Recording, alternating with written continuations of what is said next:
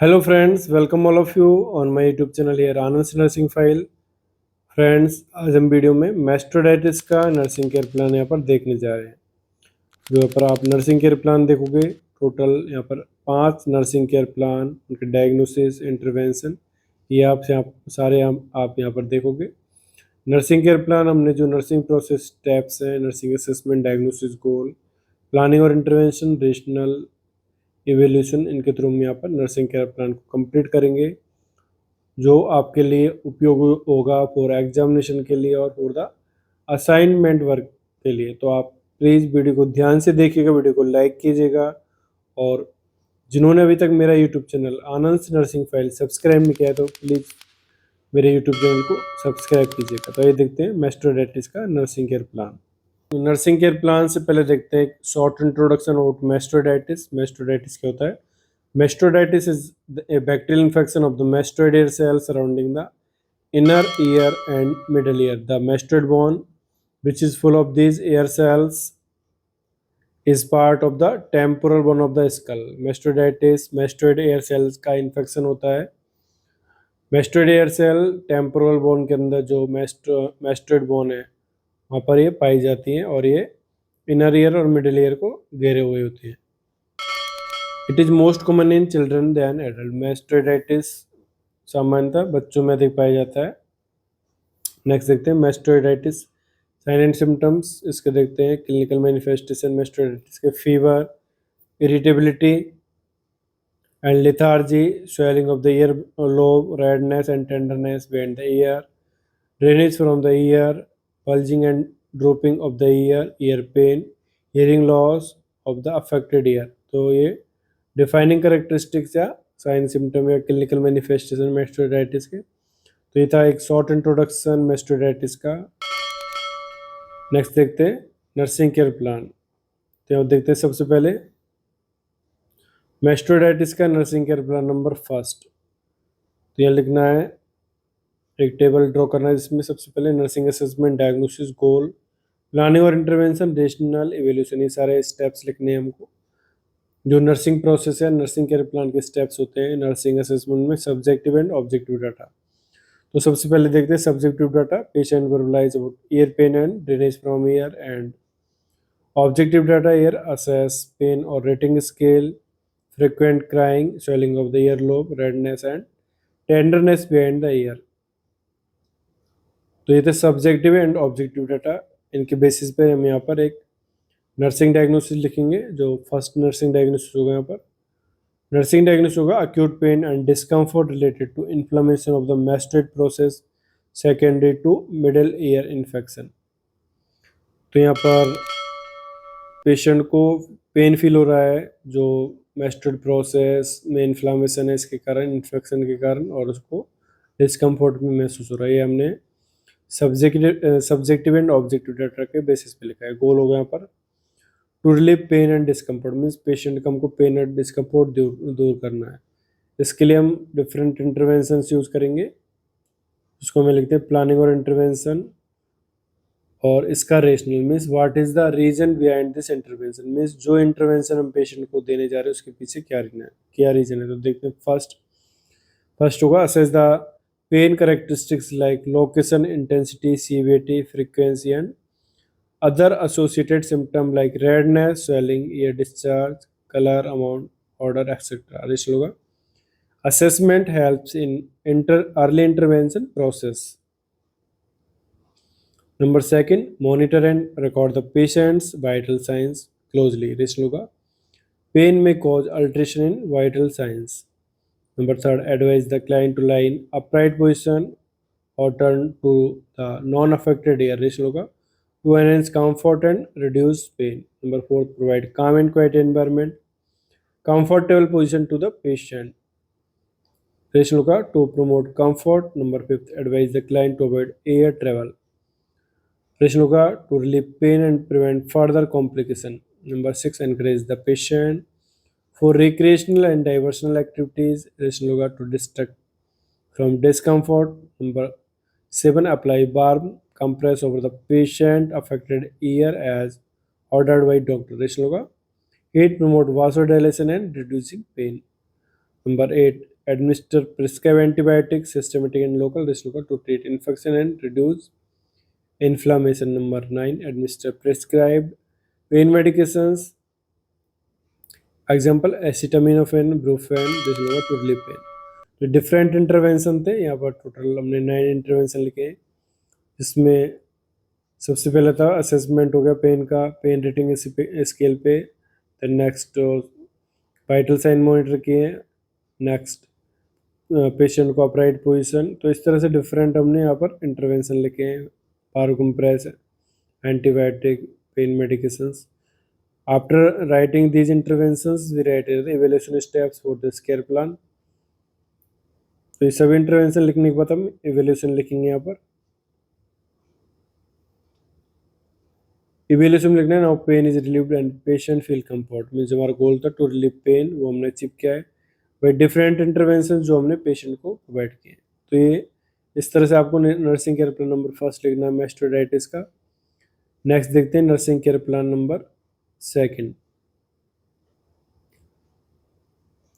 Nursing care plan number second देखते हैं यहाँ पर नर्सिंग असेसमेंट में subjective data, difficulty in communication with patient, and objective data में assess clients hearing ability, means जब nurse patient से बातचीत कराए तो उसको कम्युनिकेशन में दिक्कत हो रहा है, ठीक से समझ नहीं पा रहा, ऑब्जेक्टिव डाटा में हम क्लाइंट का हियरिंग एबिलिटी असेस करेंगे, जो हम ऑब्जेक्टिव डाटा में लिखते हैं।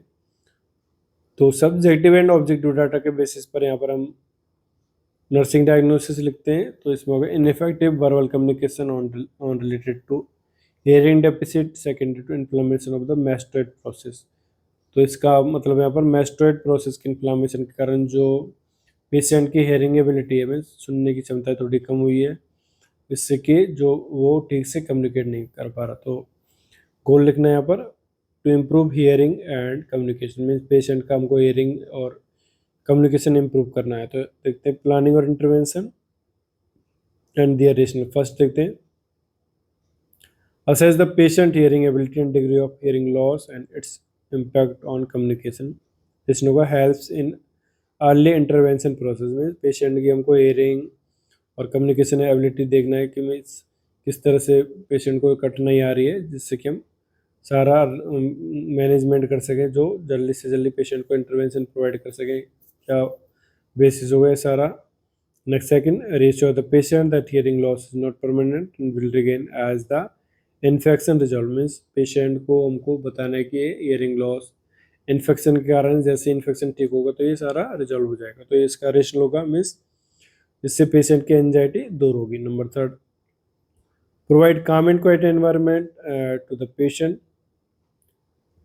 रेशनल होगा इरिटेटिंग एनवायरनमेंट में confuse and irritate the patient, means यदि एनवायरनमेंट में ज़्यादा शोरगुल है, पेशेंट को इरिटेट कर रहा है, तो पेशेंट इससे कन्फ्यूज होगा, कम्युनिकेशन में दिक्कत आएगी। Next, encourage the family members to speak in clear voice and maintain eye-to-eye contact with the patient during communication. Means family member को एडवाइस करना है और जो भी पर्सन है कि हम इस पेशेंट से एक आई कॉन्टैक्ट, क्लियर कम्युनिकेशन करना है, जिससे कि पेशेंट ठीक से समझ सके, बातचीत कर सके। Administer prescribe medications, that is antibiotic therapy, air drops, जो भी मेडिकेशन है उसको प्रेस्क्राइब करना है, जिससे कि जल्दी से जल्दी इन्फेक्शन ठीक हो। Number 6, encourage the alternative means of communication, return message, picture, non-verbal clues. जैसे यदि पेशेंट को बोलने में, सुनने में दिक्कत है, तो हम और भी कम्युनिकेशन के मेथड से, जैसे उसको लिख कर बताएंगे, पेशेंट भी लिख कर बताएगा, कोई हम इशारा करके, कोई क्लू बता के, इस तरह से। तो ये सारा पेशेंट को एक उसकी जो भी कम्युनिकेशन का है, एक्सप्रेशन से उसको इम्प्रूव करेगा। तो रेशनल लिखना है to express feeling and emotions. After writing these interventions we write the evaluation steps. तो देखते हैं यहाँ पर इवैल्यूएशन में हो गया यहाँ पर now patient communicate effectively then before, means अब पेशेंट ठीक से कम्युनिकेट कर रहा है पहले से। तो इस तरह से मास्टरडाइटिस का nursing care plan number second complete करते हैं। नेक्स्ट देखते हैं care plan number third for mastoiditis. तो इसमें देखते हैं नर्सिंग असेसमेंट में subjective data, patient says that I feel warm my body surface, and objective data assess the vital sign, mainly temperature. On the basis of this data, we write here the nursing diagnosis, that is here hyperthermia means fever related to infection of the mastoid process, means mastoid process में infection के कारण patient को fever आया है, means hyperthermia. Goal होगा to maintain normal body temperature, patient का हमको temperature ठीक करना है, मीन्स नॉर्मल कंडीशन में लाना है। इंटरवेंशन देखते हैं, monitor the body temperature frequently, होगा to provide early intervention for fever. Number second, provide tepid sponging as indicated, होगा to promote heat loss by conduction. Number third, provide adequate bed rest, होगा to conserve energy.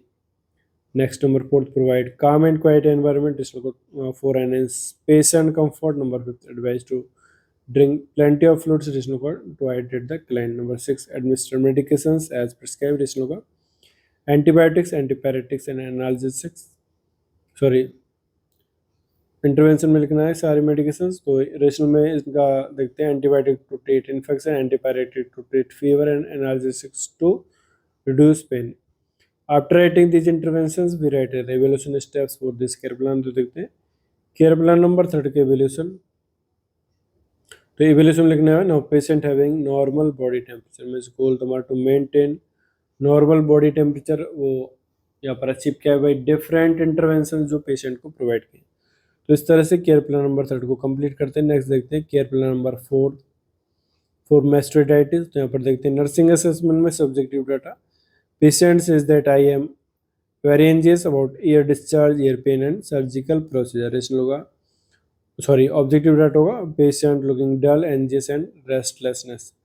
After writing subjective and objective data, we write here that nursing diagnosis, that is here anxiety related to ear pain, discomfort and therapeutic regimen। गोल होगा to reduce anxiety। Planning और intervention देखते हैं यहाँ पर। First होगा यहाँ पर encourage conversation to find out the patient concern, feeling and the level of understanding। रेस होगा information can eliminate the fear of the unknown। Number second, provide calm and quiet environment। रेस होगा the introduction of the environment helps reduce anxiety and increase security। Number third, explain about mastoiditis, to reduce fear and anxiety। Number fourth, describe intervention much detail as possible, to reduce anxiety। Number fifth, provide psychological support, to reduce fear and anxiety। Number six, explain positive aspect of surgery, to reduce fear and anxiety related to surgery। Number 7, encourage participation of the family or the pupil who matter in the patient's eye care, to provide support for patient। Number 8, encourage the patient to have follow-up checkups with an ENT specialist, to monitor worsening of ear infection and treat accordingly। After writing these interventions, we write the evaluation steps। तो देखते हैं evaluation में, evolution में लिखना है अपन यहाँ पर anxiety reduce, means जो हमारा गोल था टू रिड्यूस एंजाइटी, वो हमने अचीव किया भाई डिफरेंट इंटरवेंशन जो पेशेंट को प्रोवाइड किए। तो इस तरह से नर्सिंग केयर प्लान नंबर 4 को कंप्लीट करते हैं। नेक्स्ट देखते हैं नर्सिंग केयर प्लान नंबर 5। तो केयर प्लान नंबर 5 हो गया यहाँ पर मास्टोइडाइटिस का नर्सिंग असेसमेंट में देखते हैं subjective data, patient questioning about the disease and its management process. Objective data here looking anxious and restlessness। Nursing diagnosis के ऊपर knowledge deficit related to mastoiditis and its treatment process. Goal होगा to improve level of knowledge. Planning और intervention देखते हैं। First, communicate with the patient, होगा to assess the patient knowledge. Number second, allow the patient to ask questions and listen attentively and answer clearly. Reason होगा to improve knowledge of the patient. Number third, educate the patient and family member about the mastoiditis treatment and procedure, to improve knowledge। Number 4, advise to change position slowly and avoid coughing or blowing nose, because these may increase pressure in ear cavity and disrupt healing। Number 5 देखते हैं, advise in case of coughing or sneezing do with wide open mouth, to reduce pressure in the ear। Number 6, advise the patient to avoid airplane travel or visit to high altitude, this cause alteration in pressure in the middle ear cavity। Number 7, during discharge prepare teaching guide for the patient and family members for post-operative home care. Rational Yoga helps through early recovery and prevent complications.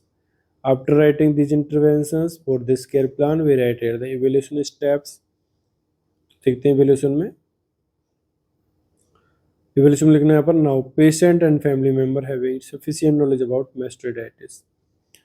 जो हमारा goal था to improve level of knowledge वो हमने achieve किया है भाई different intervention जो patient को और हमने प्रोवाइड किए। तो यहाँ पर